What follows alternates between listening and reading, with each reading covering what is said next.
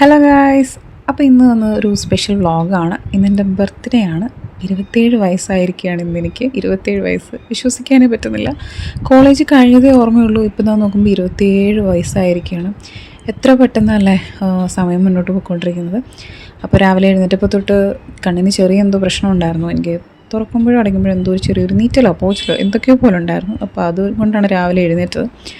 അപ്പം ഇനി കുളിച്ചൊക്കെ റെഡിയായിട്ട് അമ്പലത്തിൽ പോകണം. വീടിനടുത്തുള്ള അമ്പലം തന്നെയാണ്. അപ്പോൾ ഞാൻ ഒറ്റയ്ക്ക് പോകാമെന്ന് വിചാരിച്ചു. പിന്നെ ഞാൻ അമ്മയും കൂടെ കൂട്ടാമെന്ന് വിചാരിച്ചു. അമ്മയോട് പറഞ്ഞു. അപ്പോൾ ഇനി പോയി കുളിച്ച് റെഡിയായിട്ട് വരാം. അങ്ങനെ കുളിയൊക്കെ കഴിഞ്ഞു. ഇനിയും ഡ്രസ്സൊക്കെ ചേഞ്ച് ചെയ്യണം. ചെറുതായിട്ടൊന്ന് ഒരുങ്ങാമെന്ന് വിചാരിച്ചു. ഒന്ന് ബർത്ത്ഡേ അല്ലേ, അപ്പോൾ ചെറുതായിട്ടൊന്ന് ഒരുങ്ങാമെന്ന് വിചാരിച്ചു. അപ്പോൾ ഒത്തിരി ലേറ്റ് ആകാൻ പറ്റില്ല. അമ്മയ്ക്കാണെങ്കിലും എനിക്കാണെങ്കിലും വന്നിട്ട് ബാക്കി കുറച്ച് കാര്യങ്ങളൊക്കെ ഉണ്ട്. അപ്പോൾ അമ്മ എന്നോട് പറഞ്ഞു ഒത്തിരി ലേറ്റ് ആവേണ്ട, നേരത്തെ പോയിട്ട് വരാം അമ്പലത്തിലെന്ന് പറഞ്ഞു.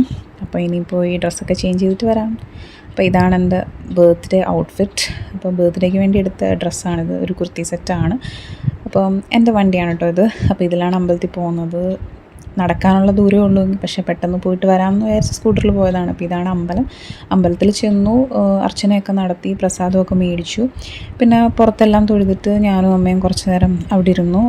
അങ്ങനെ ഇരിക്കുന്നൊരു പതിവുണ്ട് അവിടെ. അമ്പലത്തിൽ നിന്ന് ഇറങ്ങിയിട്ട് കുറച്ച് നേരം അവിടെയൊക്കെ ഇരിക്കും. എന്നിട്ട് നേരെ വീട്ടിലോട്ട് വിട്ടു.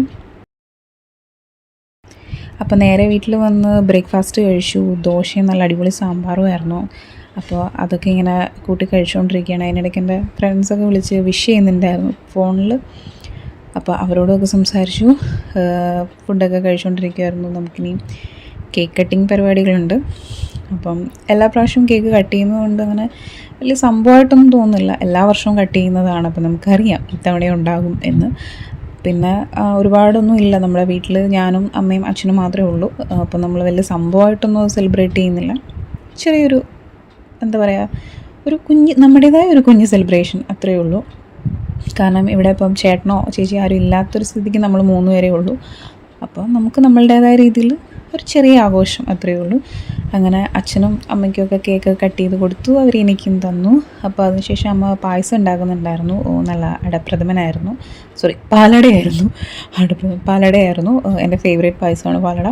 അപ്പോൾ പാലടയൊക്കെ ഉണ്ടാക്കി. പിന്നെ ചോറിൻ്റെ കൂടെ അങ്ങനെ സ്പെഷ്യൽ കാര്യങ്ങളൊന്നും ഇല്ലായിരുന്നു. നോർമൽ സാമ്പാർ കാര്യങ്ങളൊക്കെ ഉള്ളായിരുന്നു. അങ്ങനെ പായസമൊക്കെ കുടിച്ചു. നല്ല പായസമായിരുന്നു, നല്ല ടേസ്റ്റ് ഉണ്ടായിരുന്നു. അങ്ങനെ പായസമൊക്കെ ആസ്വദിച്ച് കുടിച്ചു. പിന്നെന്താ, അപ്പോൾ ഇത്രയേ ഉള്ളൂ ഇന്നത്തെ ബർത്ത്ഡേ വ്ളോഗ്. എല്ലാവർക്കും ഇഷ്ടപ്പെടുമെന്ന് വിചാരിക്കുന്നു. അപ്പോൾ അടുത്ത വീഡിയോയിൽ കാണാം. ടാറ്റാ, ബൈ.